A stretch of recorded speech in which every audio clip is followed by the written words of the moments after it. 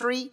Fortunately, we have some of the best wildland firefighters in the world at CAL FIRE, the U.S. Forest Service, and the Department of Interior. We owe our wildland firefighters a debt of gratitude. They put their lives on the line to keep our communities safe. But the lack of support that they're given has left agencies scrambling to find and retain workers, all without the benefits and financial support that they need. I've continuously sounded this alarm in hearings, in interviews, in press conferences, through the support of legislation, including my co-leadership of Tim's Act, that Congress needs to do its part to give our firefighters what they need. Ms. Hall-Rivera, can you name a few barriers to the recruitment and retention of wildland firefighters? Yes, thank you for that, Congressman, and thank you for your work on behalf of our wildland firefighters. I would say our biggest barriers to recruiting and retaining firefighters has been lack of pay parity, or essentially the low pay that they receive for doing this grueling and hazardous work. The bill supplement has been helpful. It's a bridge, but what we need is to permanently enact a pay increase so that we can give certainty not only to our current wildland firefighters, but those that we are trying to attract into this profession, that they can make a living wage and support their families doing this work. I really appreciate that strong answer. You would agree that the pay bump that you mentioned under the bipartisan infrastructure law has been helpful in maintaining, retaining our firefighters?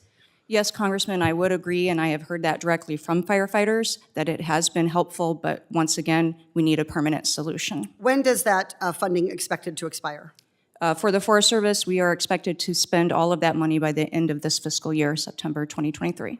So September 2023, and of course, we don't have a wildfire season. We have year-round wildfires. We heard about firefighters and fires, terrible fires, Marshall Fire and others that are in the fall and into the winter. So we are inching closer to a pay cliff. And so we need to permanently raise wildland firefighter base pay if we're going to maintain this consistent workforce. You mentioned in your testimony, Ms. Hall-Rivera, that Congress will need to pass special legislation that supports a special base rate salary table and incident standby pay for all responders. If Congress fails to do that and address this inadequate pay situation, what's going to happen at the end of fiscal year 2023 in September? Well, Congresswoman, what I'm very concerned about is that we will lose our firefighters. They will leave for other higher paying jobs. We're hearing from our union even now that 30 to 50% of our firefighters in the Forest Service could leave if we go over that pay cliff.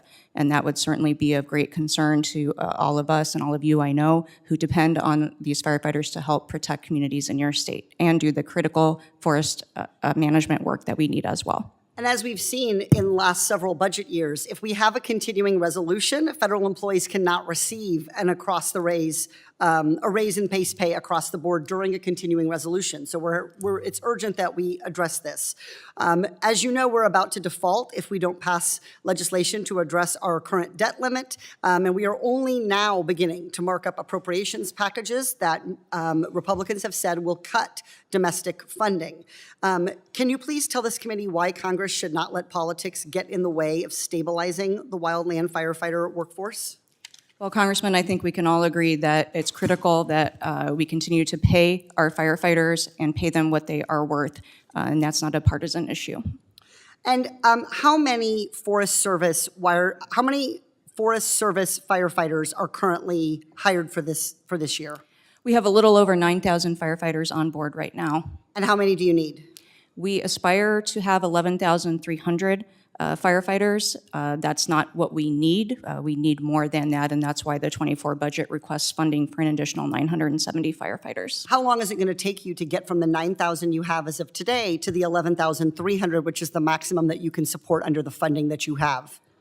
If we meet that goal, which we are, I would say, cautiously optimistic we'll get to, that time of year is usually late June or early July when we have all of our firefighters on board. Can we count on there not being a fire until late June or early July? Absolutely not, Congresswoman. That's why we have the 9,000 that we have on board now. We also depend on other employees in the Forest Service who are red carded or who have fire qualifications. Thank you. Last thing I want to flag in my remaining time is you mentioned these numbers are available on your website. Yes. And I was able to eventually find them. But the link, www.fs.fed.us/wildlandfire doesn't work. Okay, we'll get that fixed, Congresswoman. So thank you. I yield back. Gentlewoman yields. I now recognize the gentleman from Minnesota, Mr. Stauber, for 5 minutes. Thank you, Mr. Chair. Ms. Hall Rivera,